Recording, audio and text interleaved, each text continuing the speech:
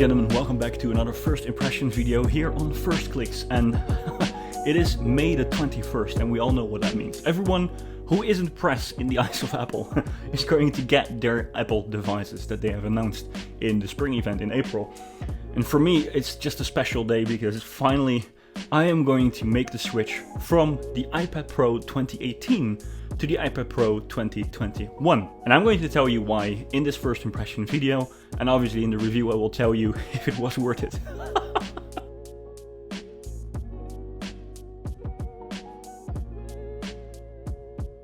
So in case you were wondering, I actually keep my iPad Pro a little bit longer around than other products that I have from Apple, like an iPhone or an Apple Watch.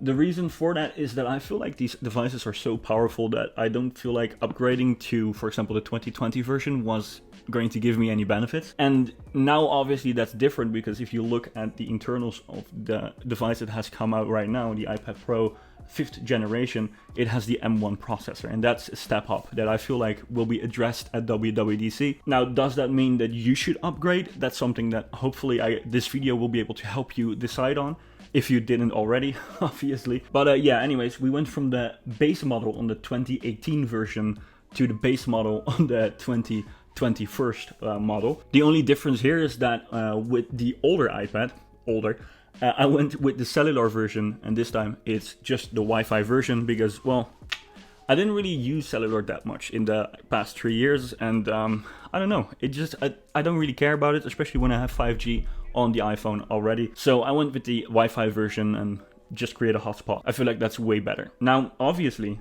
here is the device itself. Not much has changed, especially if you have the 2020 version. It's not going to be surprising, like the layout, how the device looks, right? Obviously, if you have the older version, again, it only has the peasant one camera layout right there. Obviously, I'm joking about it being for peasants, but it's just something that obviously is going to stick out, especially if you use the Magic Keyboard. There is one thing that I want to point out straight away, because I turned on the device and obviously you have this amazing screen, right? And this screen, I'm not gonna lie, is amazing. It looks amazing. I already watched a few things on it. It looks cool. There's just one thing that's annoying me, and I don't know if that's my unit or something that's happening. A couple of years ago, I don't even know which iPad it was, they announced like luminant display. So it means that the pixels actually feels like they're on the glass, like literally like closer to the glass. And with this mini LED display, it feels like the gap is back. It looks like it, and I don't know if I will be able to show you that on camera, but there is a little bit, like, it's a tiny bit, and you will probably only see it if you put them side by side. Now, obviously, you will be able to see the brightness difference, right? They're both like on the most brightest setting that I can find them on, in this app at least. This is the old Magic Keyboard. My new Magic Keyboard didn't come in yet. Is it a weird fit? I don't think this is going to be a problem. I would say keep your old Magic Keyboard. If you need a new Magic Keyboard, then definitely go for it. I don't need one, but I bought one anyway because it's white. Anyways, but I literally, like, if Apple wouldn't have said anything, I would have literally just went with this one, which is probably the reason why they said something. Obviously, there are a lot of other features, right? We have to talk about the M1 and the potential of M1. I understand that a lot of YouTubers and a lot of customers as well do not like buying a product just for a promise of maybe something coming later. And I would live by that if it wasn't my hobby or something that I really like to collect and use and just work with. I think that this iPad Pro is a step to future-proofing whatever is going to come next for iPad OS. And all these other features that are probably going to be announced starting with WWDC.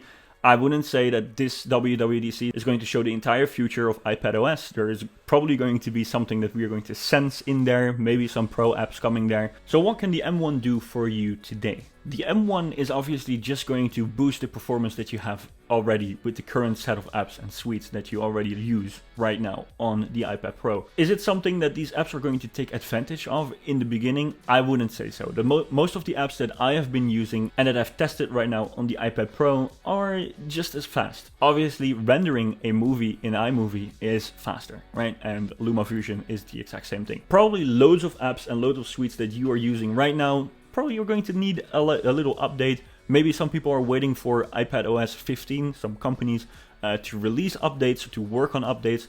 Maybe they have this partnership with Apple to already work on these updates beforehand, like Adobe and stuff like that. I would say the biggest benefit of this iPad Pro is probably only going to come with professional grade apps, and they're probably only going to be announced on WWDC or later. But it's not a game changer right now. The M1 and the screen are something that are really cool, but are probably just future proofing for what's coming next.